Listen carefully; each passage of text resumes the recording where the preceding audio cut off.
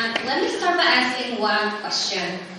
Raise your hand if you yourself are an immigrant, if your parents are immigrants, or if your grandparents are immigrants. Okay, nice. Well, then this report is about you, your family, or someone on your table. It's such an honor to be here sharing this report, not just because of the content, but really because of all the organizations that came together to bring it. Shout out to Joel Derringer, the author of this report, the Community Foundation of San Luis Obispo County, Mass Charities, the County of San Luis Obispo, First Five San Luis Obispo County, and of course, Diversity Coalition. If you've never met an immigrant, you can just look at the stage. That's me. Actually, right there, I'm little Rita, or little Rita. In the 90s, if you can tell by my brother's style. And, you know, by definition, an immigrant is a person who has come into a foreign country in order to live there. And when I was this little, I just never thought about leaving my country. I didn't think about it in the 80s when I found out that my uncles and aunts had left Peru because of the Civil War. I didn't even think about it when my dad left in the 90s undocumented. But why do people migrate?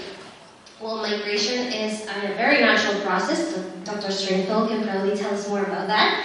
But really the reasons vary, right? And it's probably as many reasons as the number of immigrants that we have here in the US. Some people come as asylum seekers, like my aunts and uncles. Some others come undocumented, looking for better job opportunities after an immigration system has failed them or have given them no hope. Or with visas, like me, because they met a guy from the Central Coast. But what do immigrants want? Well, this study really is going to help us understand the composition, the challenges, and the needs of the immigrant population here in the county. This is data that has never existed before, it's all over the place, but it's never been gathered specifically for San Luis Obispo County. And so we're trying to learn with this data the diversity of this population, the contributions to our local economy as well. And we're hoping that this data will support policymakers, nonprofits, businesses, and other local organizations to address specific challenges effectively. So, to learn more about immigrants, we're going to do the most American thing in place of Jeopardy. Are you guys ready? Okay, so let's see what team wins, okay? So first question.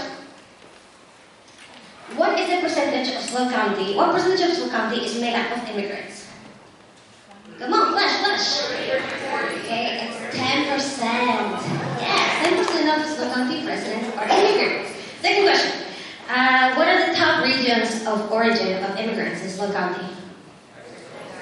Yeah, you got it. It's Latin America with 56%, followed by Asia, 20%, Europe, 15%, North America, 5.4%, Africa, 2.4%, and Oceania, 0.7%. Number 3, percentage of Latino people in SLO County born in a different country. So from all the Latinas, Latino people that you've met, and that you know live here in SLO County, what percentage do you think were born outside the country? I was shocked by this too. So only 20% of Latinas in this county have been born outside the county. So most people that you meet are most likely born here in the US. Next question. From all the immigrants, what do you think is the makeup or the split between citizens versus non-citizens? Well, it's pretty much half. 52% of individuals in the county, or immigrants in the county, are naturalized US citizens like me, and half of them, 48%, are non-US citizens. So they might be green card holders, visa holders, asylum seekers, undocumented, etc. Okay, this one was also shocking for me. How many years in the US do you think immigrants have lived here? Like on average, or the most amount? Well, 82% of immigrants have been in the US. 82% of immigrants in the county have been in the US for 15 years or more. So we're talking about a population that has been here for a long time. Okay, next one, and this one's spicy. From all undocumented immigrants in California, how much taxes do you think they have paid into the state of California through local and state taxes? $8.5 billion of taxes to California. But let's bring it back locally. Last question. What economy sectors do you think rely the most on immigrant labor here in SLO County? You got it.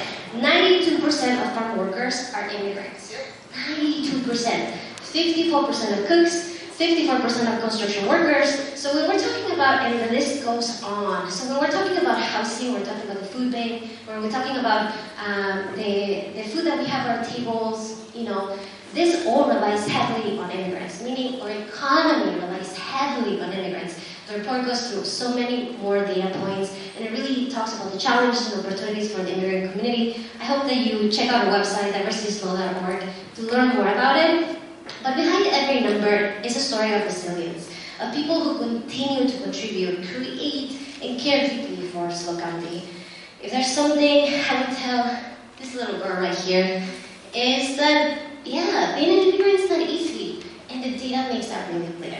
But our role as a community is to ensure that immigrant stories are seen, heard, and valued. Let's move beyond the numbers. Let's build systems that are just, opportunities that are accessible, and communities that are truly inclusive. Let's do it together.